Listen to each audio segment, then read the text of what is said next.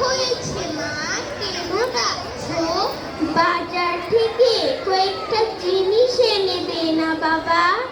এখন এই গরমে বাজারে যেতে হবে? না না, আমি পারবো না। যা না বাবা, সোনা মানিক আমার। আচ্ছা, এত করে যখন বলছো ঠিক আছে, হবে। দাঁতখানি চাল, মসুরের ডাল, চিনি পাতা দই, দুটা পাকা বেল, সরিষার তেল, ডিম ভরা কুল। দাতখানি চাল, মুসুরের ডাল, চিনি পাতা দই, দুটা পাকা বেল, সরিষার তেল, ডিম ভরা কুল। ঠিক আছে